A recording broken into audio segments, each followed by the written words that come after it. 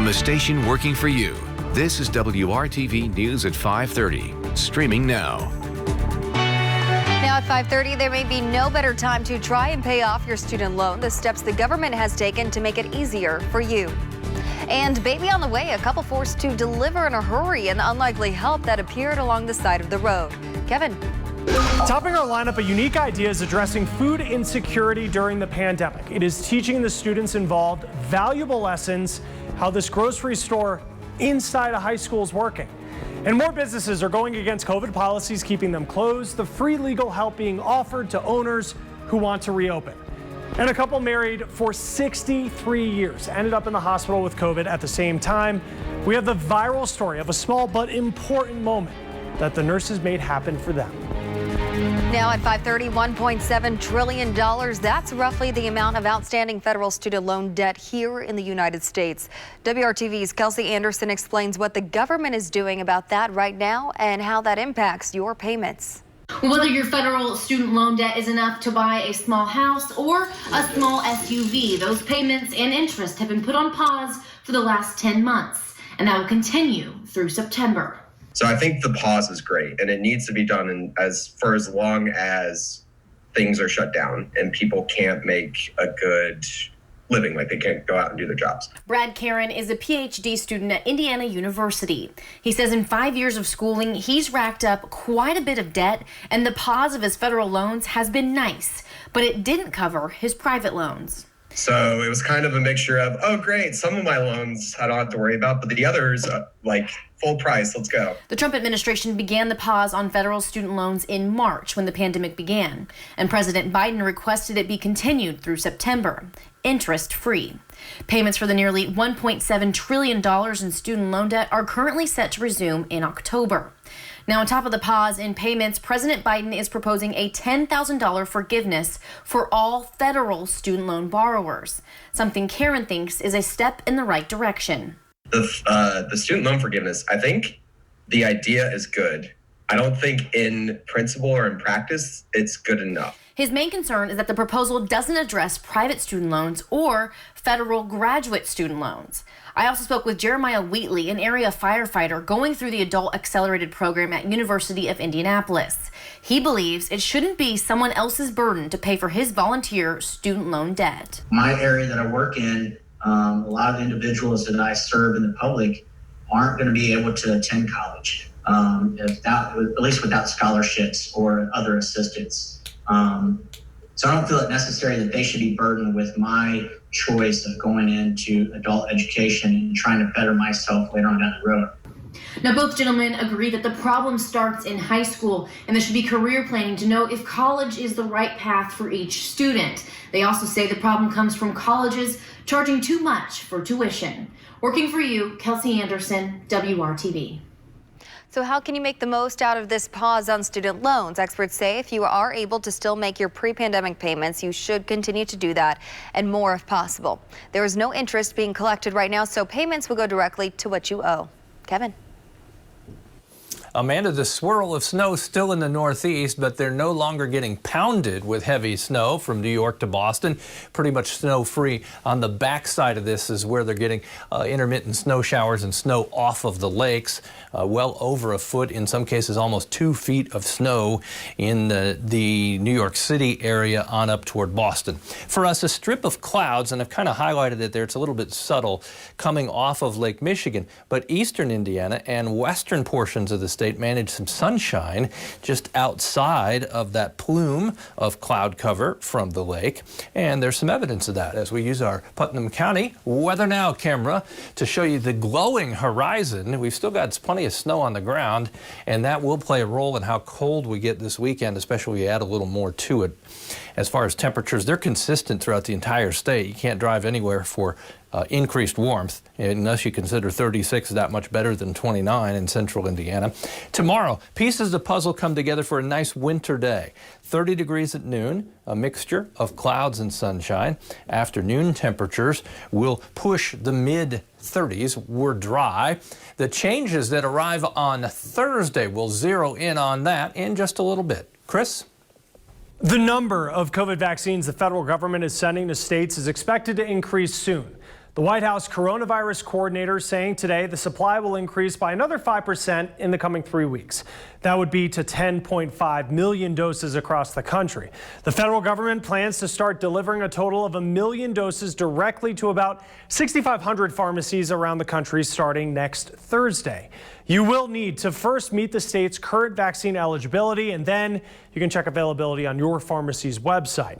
Economic recovery from the pandemic has focused a lot on small businesses. When you look at the statistics, more than half of owners are over the age of 50. They are responsible for nearly half of the private U.S. workforce. That's according to AARP.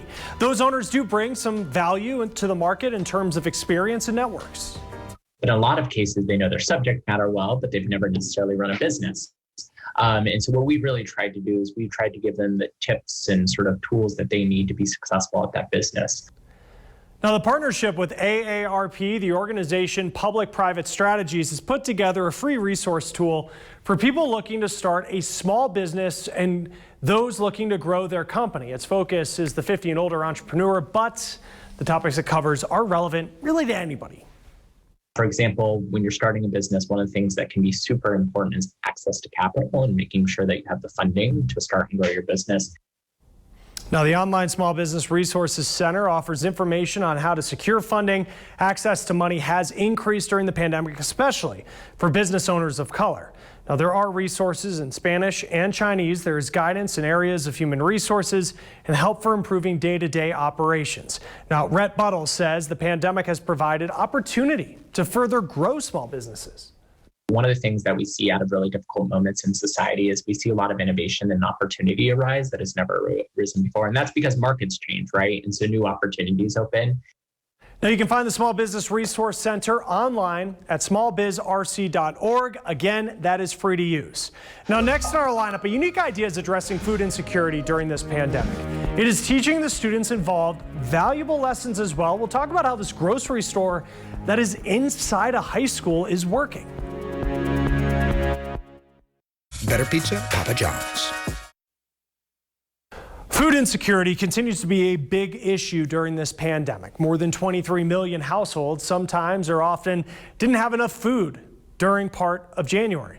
That's according to the latest numbers from the U.S. Census Bureau. Now, compare that to before the pandemic. Nearly 14 million households experienced food insecurity at some point in 2019, according to the Department of Agriculture.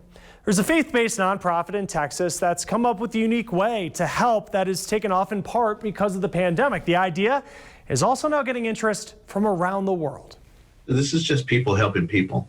And I mean, so there's not really, it's not big and special thing. It is really what we should be doing, what we should have been doing.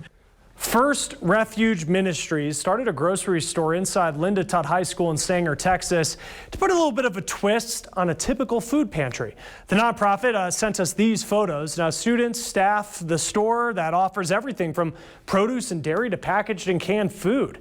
It is giving students some entrepreneurial and other job skills, but at the same time providing them and others in the community the food they need with dignity.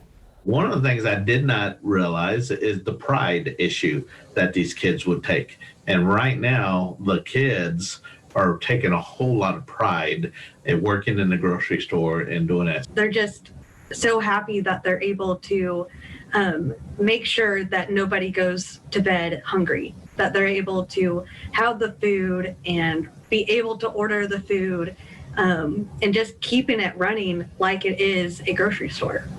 Right now, people in town can't shop for themselves because of COVID, so the students are doing that for them. Everyone is assigned points for their food based on their family size. Students can get extra points for good deeds they do at school, and the grocery store had its official grand opening last week, but has been running since November. Now, First Refuge Ministries has been hearing from people not only just across this country, but Australia, the UK, and Canada about doing this program as well, and they are sharing the specifics of what it takes with anybody who gives them a call. Now, more in our lineup, we are seeing more businesses defying COVID health department orders and reopening. The legal help that some owners say they are getting to stay open.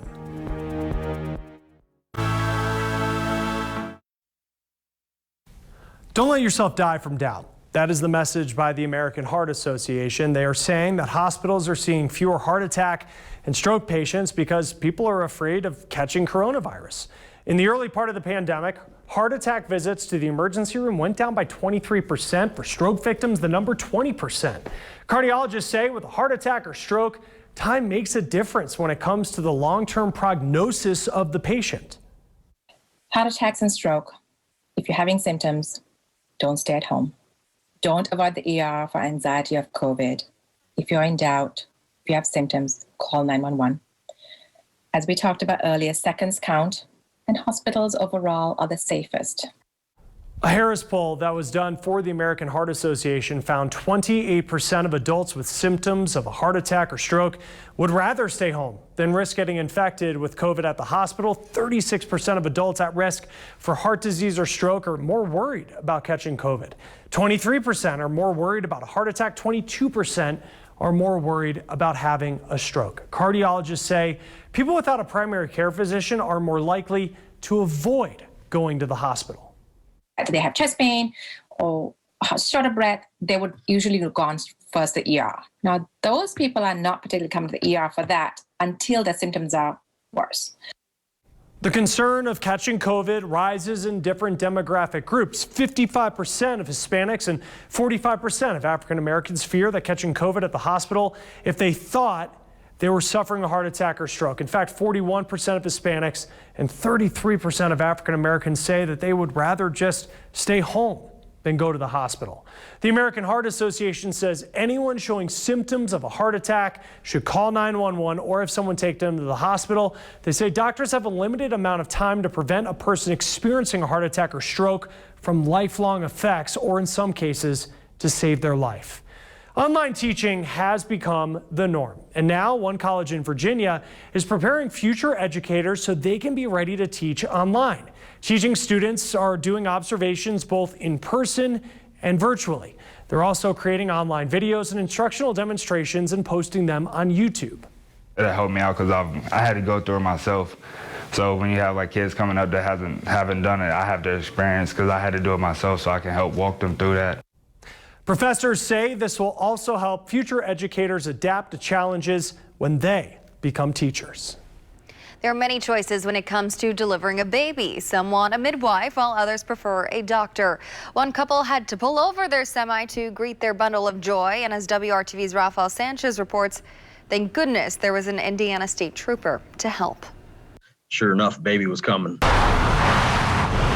Thomas MAYMI had no time to call for backup. I talked to her and, telling her to push and breathe and trying to keep her calm and keep myself calm and everything else. The state trooper is a 2003 graduate of Jay County High School in Portland.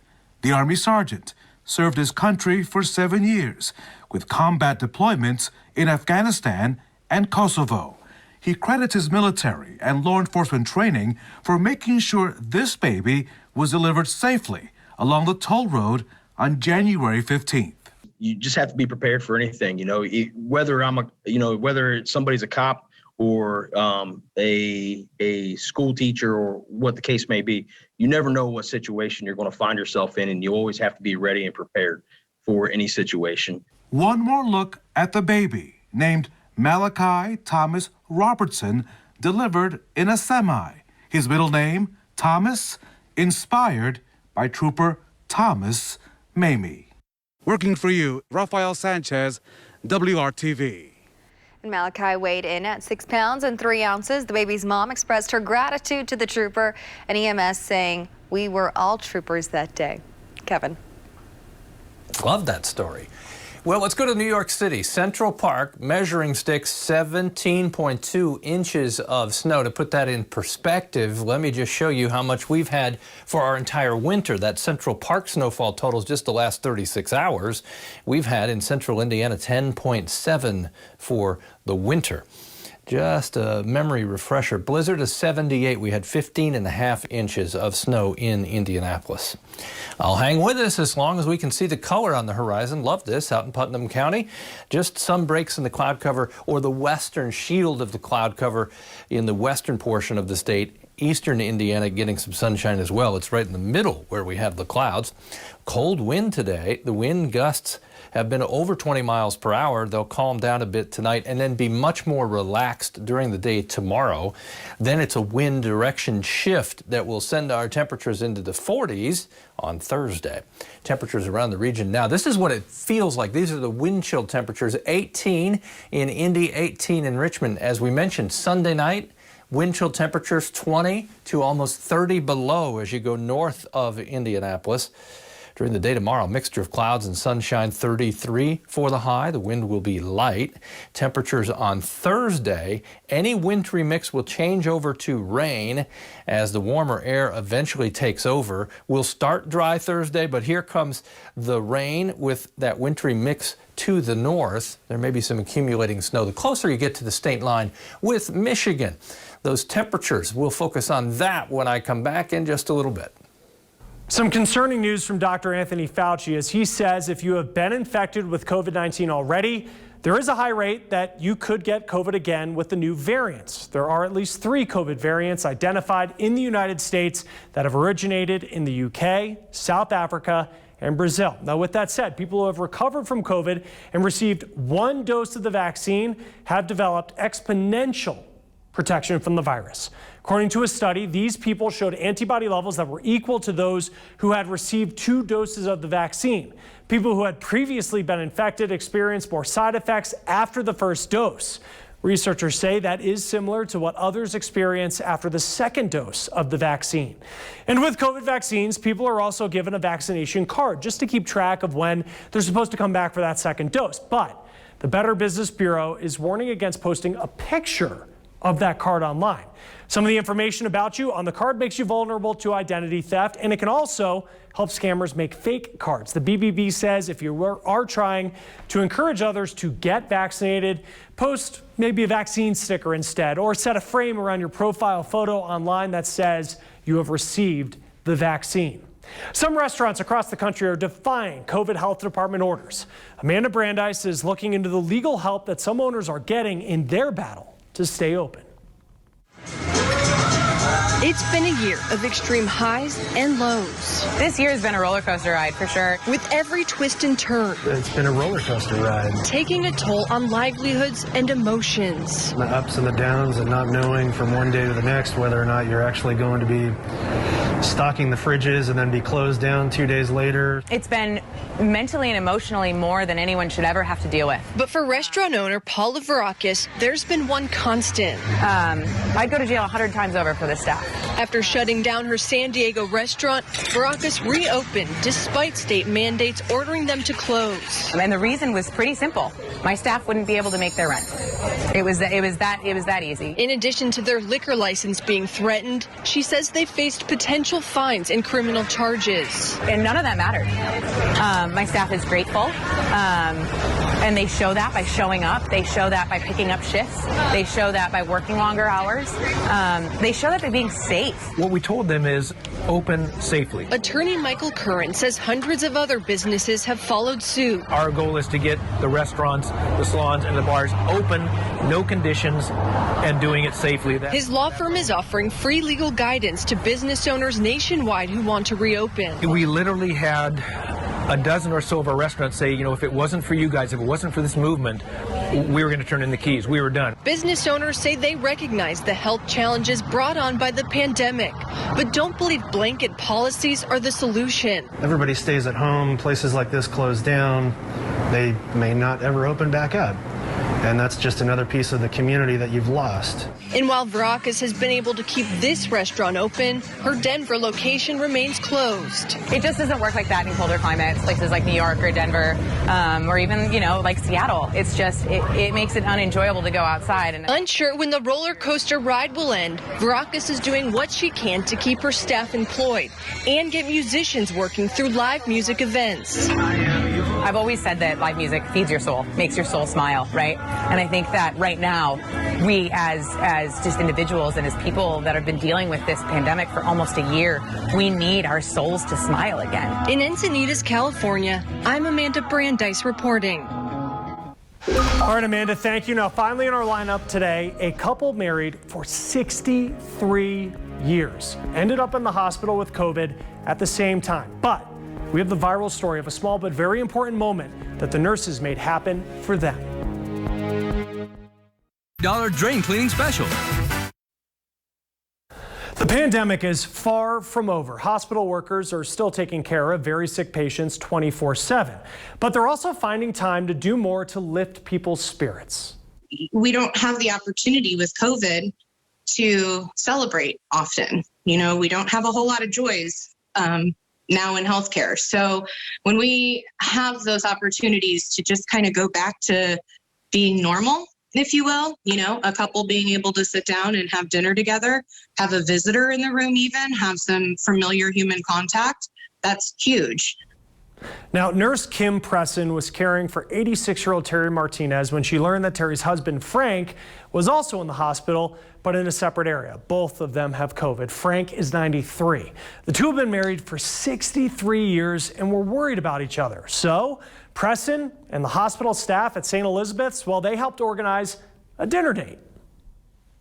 You know, we wheeled him into the room and he just lit up. You know, they're wearing masks. He was wearing a mask for transport at the time. And so he just lit up and you could just see it, even the smile in his eyes. And he says to her, "Oh, sweetheart, you look beautiful." And, you know, my heart exploded. Well, the couple are still in the hospital recovering from the virus. Nurse Preston asked everyone to just continue social distancing, masking, and to get vaccinated when it is their turn.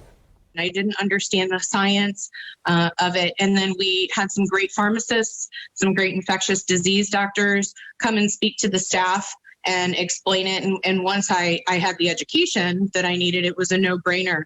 And it was great. It was great to be able to be vaccinated and take a step in doing something that's going to hopefully make such a significant difference. It's so important. Well, as the debate in Washington continues over just how big the next stimulus package should be, we are getting perspective from two economists who say they're taking the politics out of it. Tomorrow, what they say history shows us about the effectiveness of massive government aid packages.